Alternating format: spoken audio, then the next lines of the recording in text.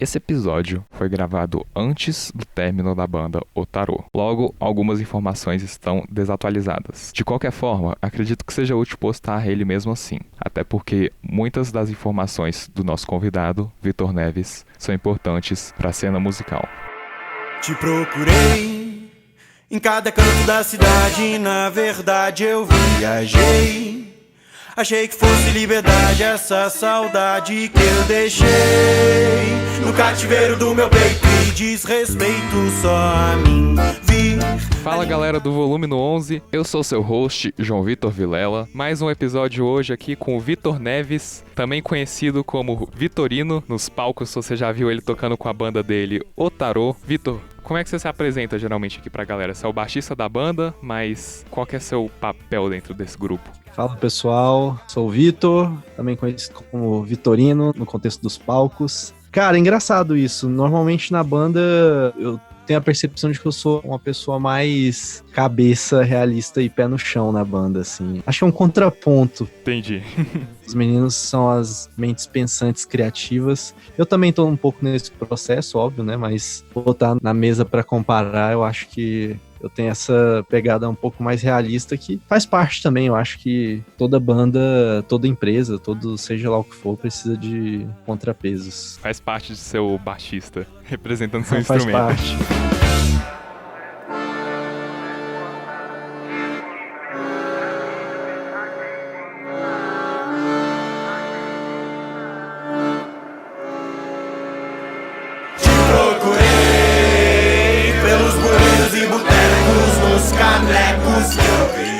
Agora, pra quem não conhece o Tarô, eu queria dar uma breve descrição, mas também ver seu ponto de vista sobre a própria imagem da banda. Claro. Um dos grandes atrativos é ter uma pegada bem circense. Pra mim, é a banda feita pra você chamar em um festival. Se você conseguir imaginar como seria um festival personificado como banda, eu diria que é vocês. Todo aquele espírito, assim, de euforia e de música, aquele surrealismo, assim, pra mim, é isso que define a banda como ouvinte. E aí eu queria ver com você, qual a ideia por trás de vocês aderirem, assim, a essa imagem circense, enfim, tem vários adjetivos que dá pra descrever vocês.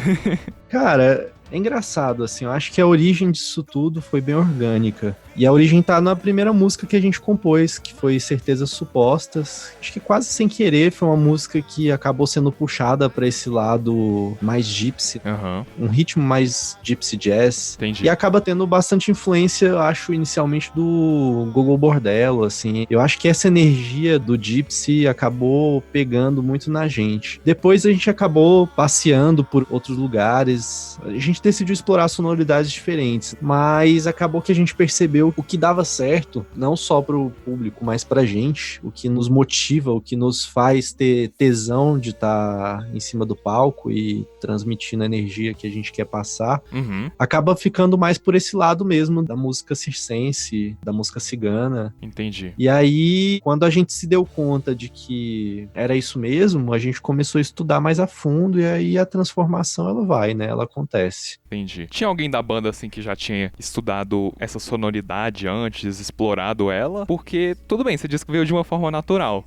Mas, se ninguém tem um histórico com algo parecido, como é que isso vai ser natural? Como é que isso vai vir, entendeu? Eu não sei se vem de um estudo aprofundado ou de uma prática aprofundada, mas se você der uma olhada, o Vini e o Lucas, Vini é o nosso antigo guitarrista, da época que a gente ainda tinha guitarras. Lucas era guitarrista também, acabou se tornando só acordeonista e banjo. Sim. Os dois, eles tinham uma banda antes do Tarô que se chamava Verano. E ali já tinha um pouquinho desse tempero, assim. Acho que talvez isso tenha vindo bastante pelo Vini, que já gostava muito de Gogol Bordello. Lucas também gostava muito. E eu acho que tem a ver com o nome também. O próprio nome, ele já traz um pouco dessa bagagem, estimula esse temperinho, assim. E aí eu acho que uma coisa veio junto com a outra, eu diria. Coisas caminharam juntas. A construção é que a reforma no pilar, fortalecer a fundação, pra que não reste nenhum vão em nada, cru e nu. Se é concreto amado, eu quero desarmar, pra que não reste O nome nome veio primeiro pra inspirar a música veio primeiro pra inspirar o nome, e eu digo o nome mais na questão, assim, da ideia, entendeu? A ideia da banda veio antes ou a música trouxe essa ideia? Essa pergunta é um pouco difícil, porque quando o Caio e o Lucas criaram a banda, no ato da criação, eles já tinham uma lista muito grande de composições. Tipo, na época, eu acho que eles já tinham juntos umas 90 composições. Todas elas foram colocadas à disposição, digamos, num catálogo. Entendi. Bom, elas já estavam compostas em termos de voz, violão, melodia principal, letra, mas acabou que a definição pelo nome, ela puxou, né? Ela fez com que a gente tentasse, de alguma forma, procurar pelas músicas naquele catálogo que tinham a ver, tanto em termos de estética, quanto em termos de letra e significado, ao que a gente queria passar de mensagem naquele momento. Entendi. Então, de novo, eu acho que foi uma coisa que aconteceu simultaneamente, assim. Eu acho que as cartas foram colocadas na mesa e meio que foi o que se mostrou ali. Não tem muito como fugir do que as cartas dizem. Pô, interessante.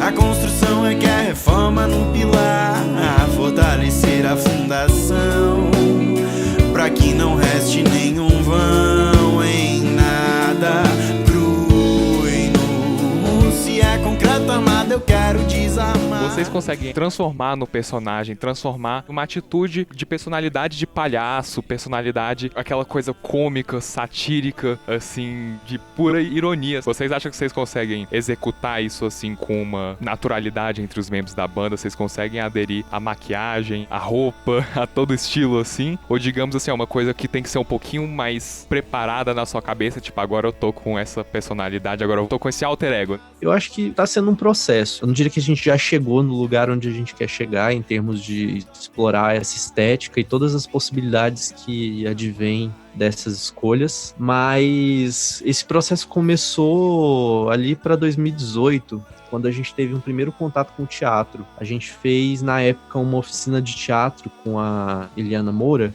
uma atriz aqui da cidade, e ela meio que nos iniciou nessa linguagem do teatro e nos deu um leque de possibilidades, assim, ainda muito incipiente. Entendi. Mas eu acho que esse pontapé inicial ele foi bem importante, porque a partir daí a gente realmente se abriu para a linguagem do teatro, assim. Ficou claro a proposta. Ficou claro que a gente tinha que mirar em algum lugar. E a gente ainda não tinha a linguagem que seria, digamos, necessária para nos levar até esse lugar, mas a gente sabia onde a gente queria chegar. Entendi. E aí o processo foi muito natural depois disso também. O Caio, ano passado, começou a se envolver mais com teatro, participou de uma oficina do grande mestre do teatro brasileiro, Hugo Rodas, que mora aqui em Brasília. E aí, a partir dessa oficina, a gente se envolveu na peça também, a gente foi a banda da peça, que envolvia em alguma medida um certo nível de atuação em segundo plano. Eu e o Lucas, esse ano, a gente já está muito mais envolvido com teatro e com circo, a gente tem feito oficinas, estamos na oficina de mímica, estamos na oficina do Seu Estrelo, de teatro popular. Legal. A pedida da vez, assim, é absorver, ter contato com pessoas que nos ensinam muito e aprender a absorver ao máximo com essas pessoas para trazer isso para dentro de alguma forma, deglutir e trazer isso para dentro, adaptando a nossa linguagem. Então, hoje em dia, eu diria que, tipo, as coisas têm acontecido com a organicidade, assim. Eu não penso, antes de me maquiar, tipo, cara, hoje eu vou fazer uma maquiagem tal. Não, eu simplesmente vou fazendo e, cara, sai alguma coisa e cada vez sai diferente. Às vezes eu repito porque ficou legal, mas dali a pouco eu enjoo e aí procuro outra coisa. Legal. É uma banda, assim, que mistura justamente essa veia teatral. O que você acha, talvez, que diferencia uma banda que teria essa parte só musical, digamos, uma versão do tarô só com as músicas, e talvez vocês, como uma banda normal, tivesse uma aparência de uma banda normal, digamos, meio que indiretamente chamando vocês de anormais, Cara, eu amo esse elogio. né? A topeira, o palácio inunda, imundo, lamaçal. O chique é chiqueiro, o burro é o pop, é o maioral. Serrato é maneiro, os porcos donos do curral. E o pato é a presa. E aí, qual que é a diferença de vocês interpretarem essa veia teatral nos seus shows? O que você sente que é os maiores prós, assim, de atribuir o teatro na música? Cara, a grande diferença até hoje foi que nossas mães pararam de gostar do que a gente faz.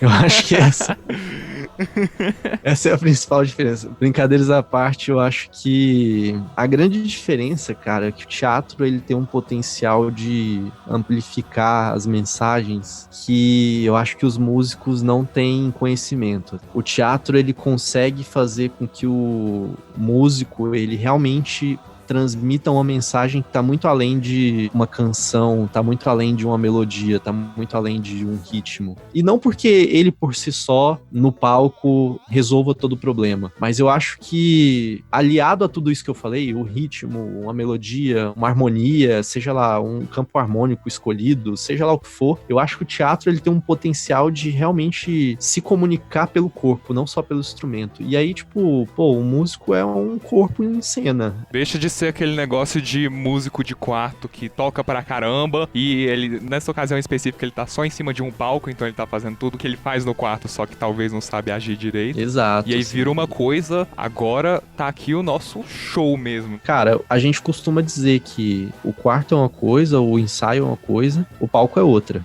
O palco é o lugar onde a brincadeira tem que acontecer. Você tem que estar no palco de corpo e alma, você tem que estar no palco completamente entregue e completamente consciente do seu corpo, da sua linguagem corporal. E uma coisa legal que a gente costuma dizer que em casa a gente preza 100% pela técnica quando a gente está estudando. No palco, a gente preza pela mensagem. Tipo, não significa que a técnica vai sair cagado. A gente sempre tá buscando também se aperfeiçoar para entregar o melhor possível. Uma coisa não quer dizer outra coisa. Mas o que eu tô querendo dizer é simplesmente que, tipo, cara, quando você subiu no palco, a sua prioridade número 1 tem que ser a entrega de energia. Tem que ser o que você tá comunicando ali, sabe? E nossa visão mudou muito sobre a nossa imagem, a imagem que a gente quer passar quando a gente entendeu isso. E hoje eu me sinto muito grato por estar passando por esse processo. Que legal. Qual foi essa mudança? As origens do tarô era de um certo jeito e hoje, assim, já é uma coisa mais madura. Das maiores diferenças de quando vocês começaram pra agora, sabe? Cara, eu acho que a grande diferença está sendo entender mais do processo artístico de outras linguagens artísticas. A música é, sem dúvidas, a minha primeira linguagem, assim, a minha linguagem principal. Sim. Mas eu sinto que as outras linguagens artísticas, elas têm uma profundidade muito grande. E aí que entra o teatro, e aí que entra também o circo, a palhaçaria. Quando você começa a estudar o teatro e a palhaçaria, você percebe que o teatro e a palhaçaria, eles exigem. É uma exigência muito clara que para você entrar em cena e fazer um bom trabalho, você tem que estar imerso. Sim. E eu acho que isso eu aprendi no teatro e no circo, eu não aprendi na música. Isso é muito louco, na verdade. E essa talvez seria a maior dica que eu passo pra qualquer pessoa aí que esteja começando, ou mesmo que já tenha uma carreira consolidada, mas queira ampliar seus horizontes. Eu acho que, cara, tenha uma experiência no teatro, tenha uma experiência de imersão com essa linguagem, porque tem muito a acrescentar mesmo na música. Você não precisa concordar com minha crença em Maria e por Dom João de Fátima. Eu só quero respeito e prometo ao mesmo tempo respeitar.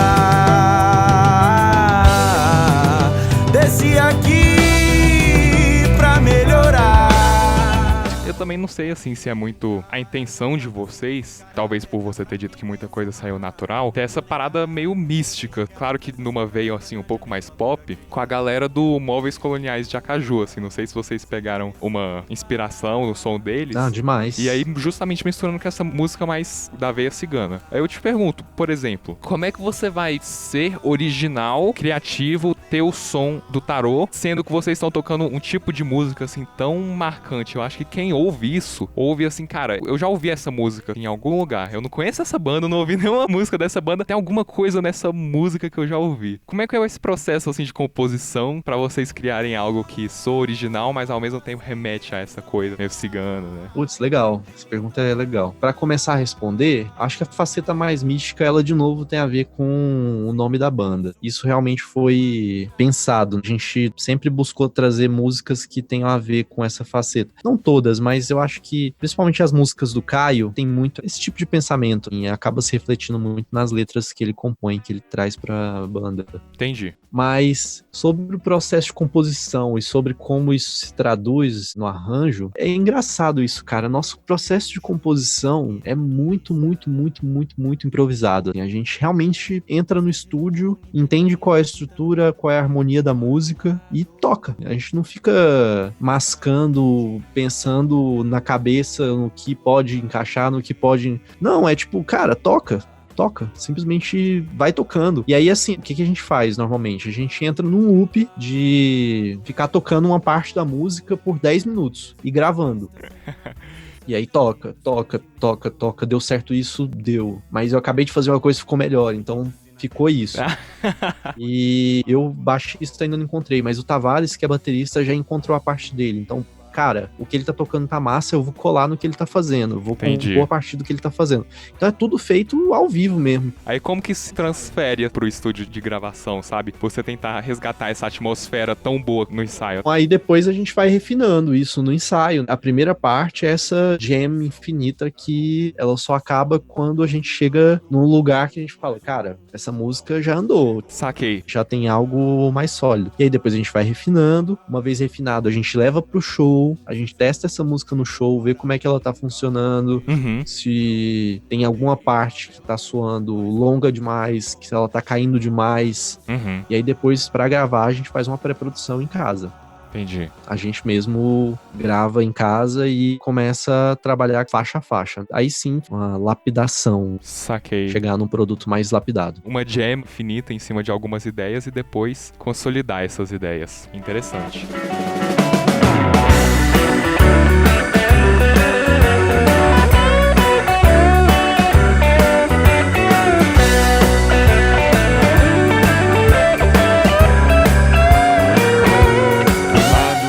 Agora vem minha pergunta, como é que você sabe que talvez alguma coisa que funciona naquela atmosfera ao vivo vai funcionar no estúdio? Ou vocês simplesmente não sabem, talvez arrisca um pouco? Porque, sabe, gravar pra alguém que tá ouvindo no seu próprio tempo, com fone de ouvido, com alto-falante, é uma coisa diferente do que aquelas vibrações que você sente quando tá ao vivo, da banda toda. Como é que você sabe o que é que vai encaixar e o que não vai? Isso é uma coisa meio louca, que eu acho que é inclusive uma fraqueza nossa, falando de fraquezas, ó.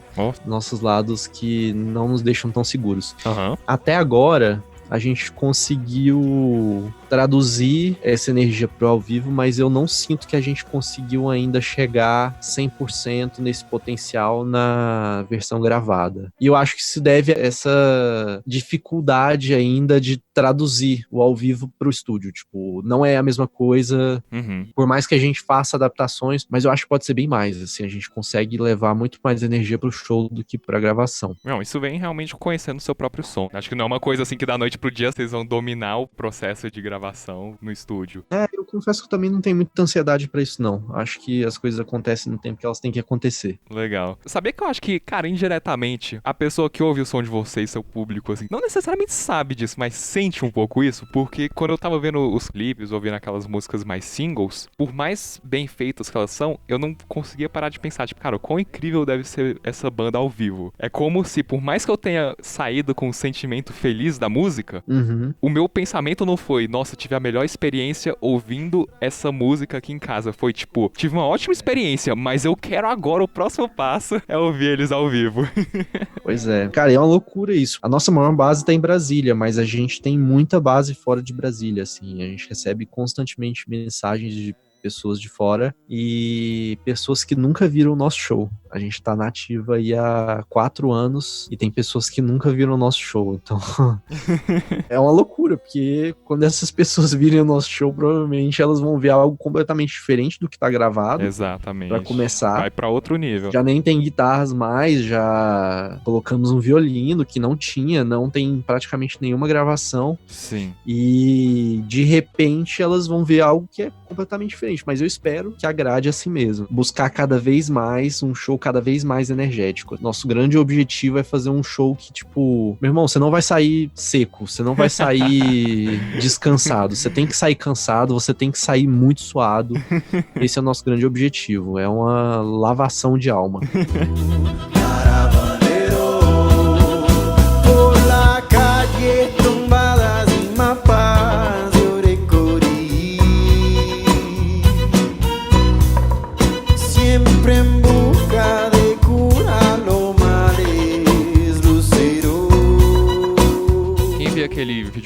mais antigo. 2 guitarras, você pensa, beleza, isso é uma banda que tá pegando aquela estrutura básica, por mais que de vez em quando vocês tenham uns instrumentos assim de percussão diferentes, pra ter justamente esse aspecto que foge um pouco da formação banda tradicional, não deixo de dar uma olhada pros 2 guitarristas. Então eu já penso, beleza, já tem uma ideia do que acontece. E aí, hoje em dia, um não tá mais participando e o outro, igual você disse, foi pra outro instrumento. Como é que foi esse processo da guitarra pra sanfona e essa adaptação do som? Na verdade, foi do nada. Ah, foi do nada? Eu diria que sim, cara. Na verdade, o acordeon, ele tá desde o começo. Música 1, Certezas Supostas, já é uma música com acordeon.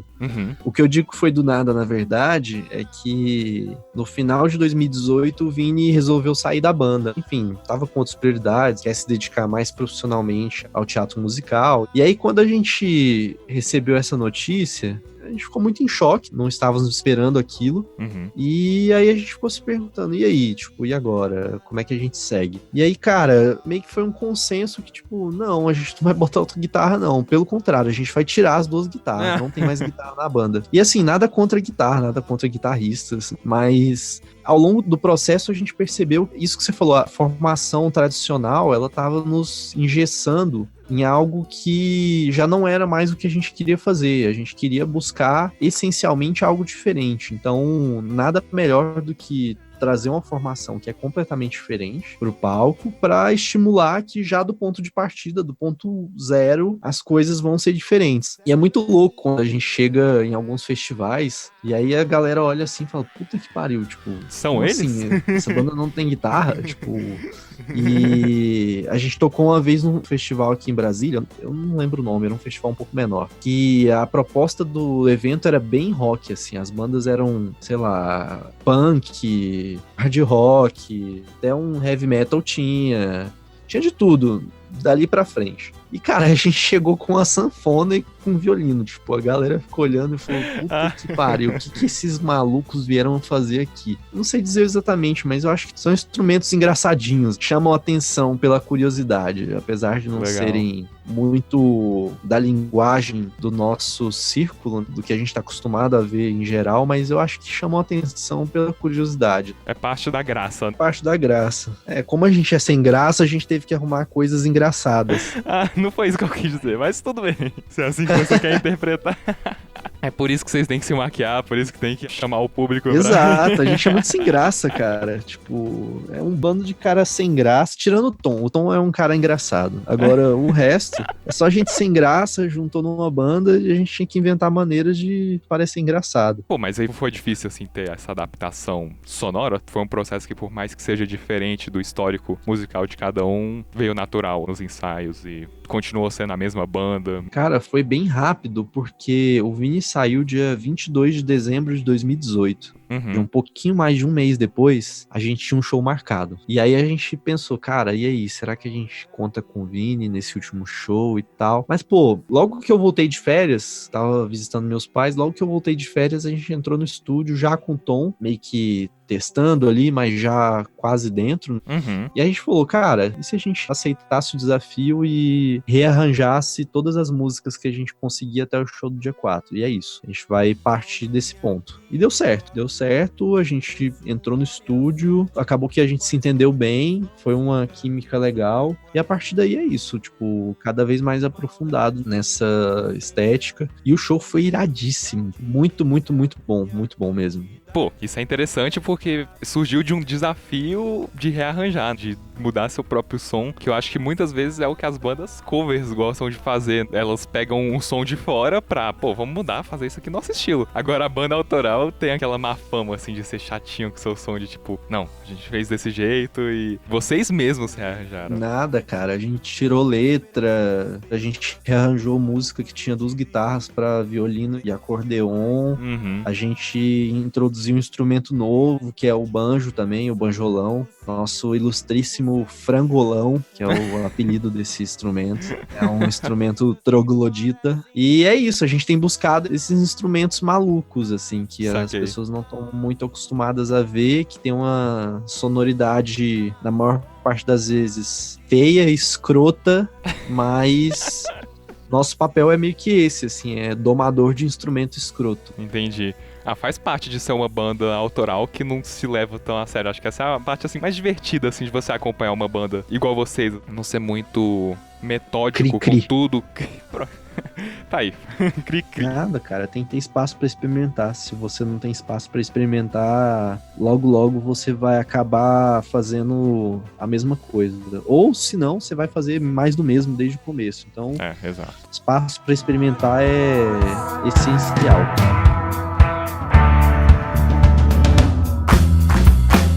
Nas cartas do tarô,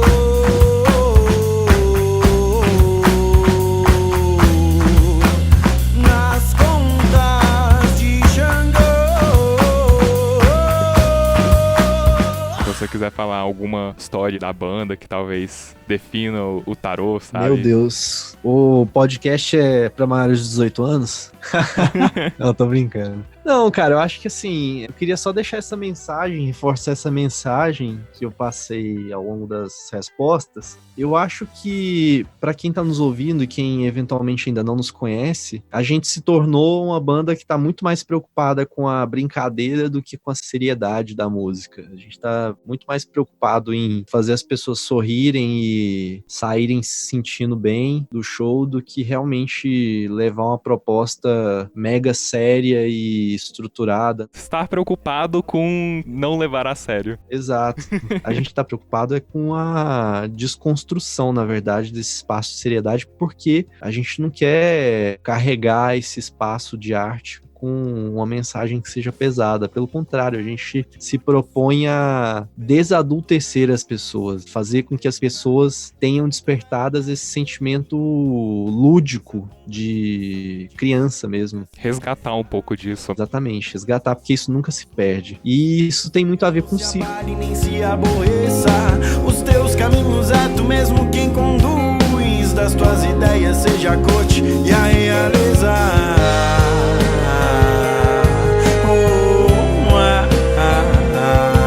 Não vou olhar pra trás.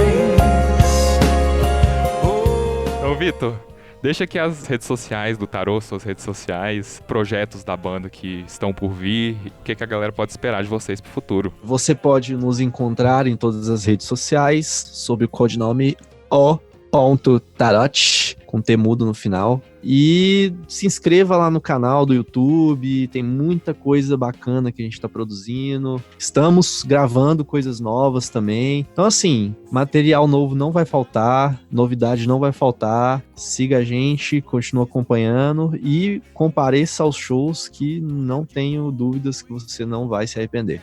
Você também pode seguir meu Instagram em @jvrvilela ou Instagram do Volume 11, @volume 11, ou até mesmo o site do Volume 11, volume11.com. Eu mesmo quem conduz. Se eu sou pecador também, sou realeza. Aí fica mais uma dica aí, na verdade. Acho que muito dessas coisas que a gente aprendeu, assim, pra estar sempre buscando o processo de transformação, tem um livro que chama Roube como Artista, em português. Cara, esse livro é fantástico. Ele dá 10 dicas sobre como você se transformar um artista mais criativo por meio dessa estratégia do, entre aspas, roubo, assim. Que a ideia é você estudar a fundo as suas referências para deglutir isso e cuspir algo novo. E eu acho que tem muito a ver com isso, assim, o processo de criação, ele necessariamente passa antes por um processo de amadurecimento, deglutição e o resultado é o vômito. o resultado é esse vômito aí. Espero que vocês gostem do gosto, do cheiro do nosso vômito. Ai, meu Deus. bom. Que maneira ótima de terminar um podcast. Muito obrigado a você então- que acompanhou até aqui. Espero que você goste. Ficamos por aqui. Até mais. Valeu. Esse episódio foi editado por mim, João Vitor Vilela, e até a próxima. Eu vou de norte a sul.